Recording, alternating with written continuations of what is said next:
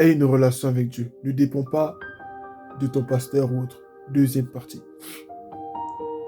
Parfois, tu es là dans une assemblée, en fait, et tu es le seul qui voit les choses qui ne vont pas. Tu es dans le groupe musical et tu es le seul qui voit des choses qui ne vont pas. Ou tu es dans un groupe d'amis, tu es là, des fois tu parles au pasteur, c'est toujours toi qui fais les remarques. Et on t'a fait la reproche que c'est toi qui... Pourquoi tu critiques toujours tout ce qui se fait, tu n'es jamais content. C'est pas ça. Et j'aimerais t'inviter à ne pas te taire parce qu'on t'a fait la reproche, en fait. Parfois, c'est parce que tu as une intimité avec Dieu, que tu vois des choses que les autres ne voient pas. Ou des fois, vous avez aussi tous une intimité, une relation personnelle avec Dieu, hein. Mais Dieu t'a fait ce don-là à toi de voir. Des fois, c'est juste ça. C'est pas que les autres n'ont pas de relation avec Dieu, mais c'est que Dieu, toi, t'a fait cette grâce-là de voir. Mais là, j'aimerais parler à quelqu'un qui sait que Dieu le réveille dans son assemblée pour faire quelque chose. N'aie pas peur. Lève-toi dans la prière. Ne dépend pas de ton pasteur. N'attends pas qu'il te dise oui à tout. N'attends pas. Parce que tous ceux que Dieu a appelés dans les histoires que l'on connaît, Azusa Street, bien d'autres, Luther, tout ça, pour emmener un réveil dans leur assemblée, mais les devanciers se sont toujours opposés. Quand tu regardes le réveil spirituel qui a lieu au Cameroun, je ne sais plus en quelle année,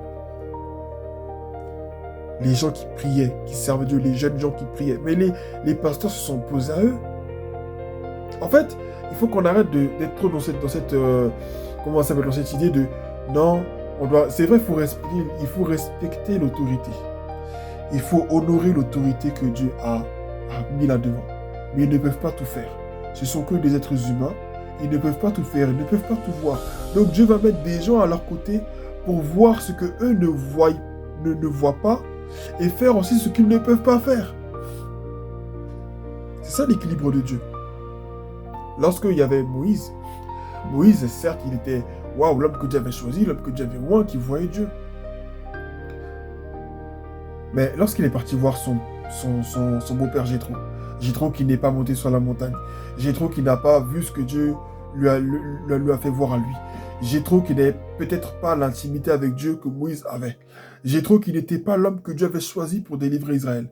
Il avait cette sagesse-là pour dire à Moïse, cherche à élire un conseil qui va juger le peuple d'Israël. Moïse a choisi des anciens de diverses tribus. Le Saint-Esprit les a oints.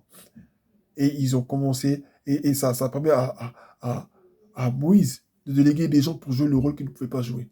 Donc c'est ça l'équilibre. Sois un instrument de réveil pour ton assemblée et une intimité avec le Seigneur.